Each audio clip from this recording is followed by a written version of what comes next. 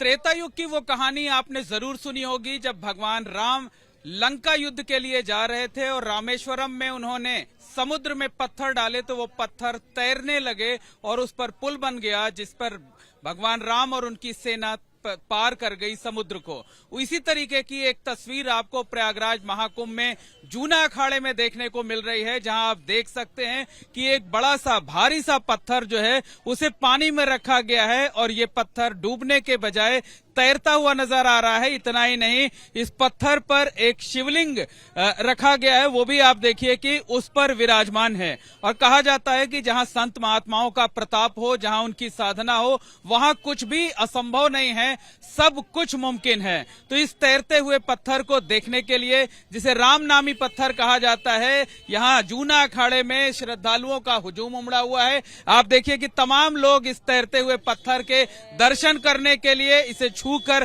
संत महात्माओं का आशीर्वाद लेने के लिए यहाँ पर आए हुए हैं। लोग हाथ जोड़ करके खड़े हैं, कोई इस पत्थर को स्पर्श कर रहा है, कोई छू रहा है और दूर से लोग आशीर्वाद ले रहे हैं और लगातार हाथ उठाकर भगवान श्री राम के जयकारे लगाते हुए आपको दिखाई देंगे। लोग हाथ जोड़कर भगवान राम के नाम के जयकारे लगाते हुए दिखाई देंगे। और जिन नागा संत के शिविर में ये तैरता हुआ पत्थर रखा हुआ है, हम उनके पास चलते हैं, उनसे बात करते हैं। और देखिए, लोगों का कहना है कि भगवान राम से बड़ा उनका नाम है। महाराज जी, ये चमत्कार कैसे? ये चमत्कार नहीं है, तो प्रभु श्री राम की ही चरण रज की पत्थर से तिर रहा है पत्थर, उन्हीं की चरण रज है।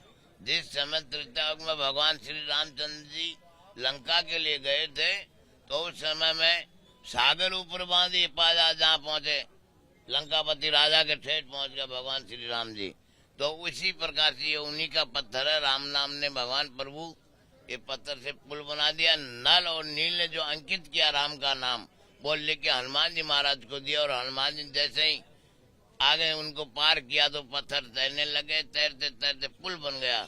यही उनकी चमत्कारी चीज है, बाकी इसमें कोई चमत्कार कुछ नहीं है। राम मतलब आपकी साधना से ये पत्थर सिद्ध हो गया है? हमारी साधना ये सिद्ध उन्हीं की प्रभु की साधना है, हमारी इसमें कोई साधना नहीं। हम तो इसकी पूजा करते हैं प्रभु श्री राम के चरणों की, बाकी हमारी इसमें कोई साधना नहीं है। ये तो भगवान श्री राम की ही साधना है, जो उन्हीं के नाम से, उन्हीं का आशीर्वाद है, उन्हीं का आशीर्वाद। यही चमत्कार त्रेता युग का। तो विज्ञान को चुनौती देने वाला ये तो वो तो विज्ञान को तो कई बार चुनौती हो चुकी। वो समुद्र के अंदर है, पुल है अभी भी वर्तमान, वो ठीक है, वो समुद्र में है और ये प्रकट में है। इतना ही फेर बदल, बाकी और कुछ नहीं। चुनौती तो है ही है, वो तो प्रभु श्री राम को कौन चुनौती दे सकता है। महाराज जी, आप जूना अखाड़े से जुड़े हुए हैं, स्थान कहाँ पर है आपका और नाम क्या है, आपका परिचय क्या है? मेरा परिचय है श्री दिगंबर भैरवगिरी महाराज, मैं श्री शिवगिरी संन्यास आश्रम फरीदाबाद, ये गुरु स्थान है मेरा।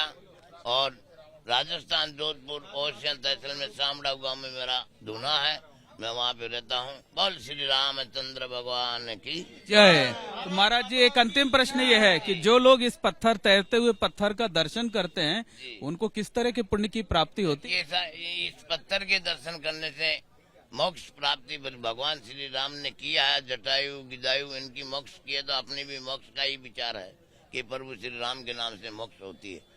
ये चमत्कारी पत्थर, एक बार फिर से आपको तस्वीरें दिखाते हैं कि जूना अखाड़े में महंत जी के शिविर के बाहर ये पत्थर मौजूद है और बड़ी संख्या में लोग इसका दर्शन कर रहे हैं, इसकी पूजा अर्चना कर रहे हैं, हाथ उठाकर जयकारे लगा रहे हैं। और लोगों से भी बात कर लेते हैं कि आखिरकार इस पत्थर के दर्शन करके उनको क्या नाम है आपका, कहाँ? मेरा नाम राकेश अग्रवाल है, मैं भिलाई छत्तीसगढ़ से आया हूँ और बहुत अच्छा लगा यहाँ आकर। तैरते हुए पत्थर के दर्शन होकर बहुत ही अनुभूति बहुत अच्छी हुई। और मैं सभी एबीपी दर्शकों का ये बताइए, लगता है कि प्रभु राम का ये चमत्कार ही है जिससे पत्थर भी तैर रहा है? बिल्कुल चमत्कार है जी, चमत्कार को ही नमस्कार है। और उस जमाने में नल नील के माध्यम से ये पुण्य प्राप्त हुआ और पुल का निर्माण हुआ, जिसमें पूरी राम जी की सेना। बिल्कुल, और भी लोग हैं, उनसे भी बात कर लेते हैं। मैम, क्या नाम है आपका, कहाँ से? छत्तीसगढ़ से आए हैं। हमारा नाम मंजेश अग्रवाल है। हमारा पूरा परिवार, सास ससुर हस्बैंड वाइफ बड़े भैया भाभी चाचा चाची सब पूरे सब लोग सब दर्शन कितने लोगों का परिवार? 11 लोग छोटी बच्ची को मिला करके। अच्छा, ये तैरता हुआ पत्थर आपने देखा, किस तरीके की अनुभूति? बहुत अच्छी अनुभूति है कि हमारा सनातन धर्म से लोग फिर से जुड़ रहे हैं, जागरूक हो रहे हैं। 12 साल बाद ये महाकुंभ 144 ईयर्स बाद ही हमको अपॉर्चुनिटी मिल रही है। हम अपने बच्चों का स्कूल की छुट्टी करा के छोटे छोटे बच्चों को सब लेकर आए हैं। स्कूल की छुट्टी करा के आई हैं। बेटा क्या नाम है आपका? रक्षिता अग्रवाल। रक्षिता नाम है आपका? ऋषिता नाम है। ऋषिता, ये बताइए कि ये दर्शन किए आपने? Yes.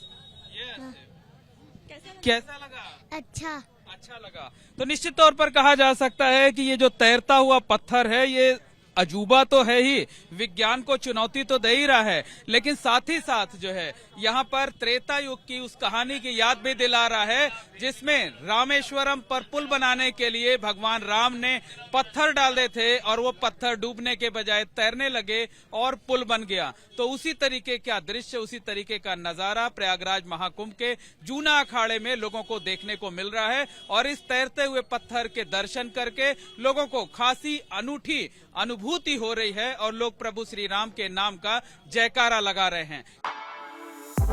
For exclusive and insightful videos, subscribe to our new channel ABP Live Premium.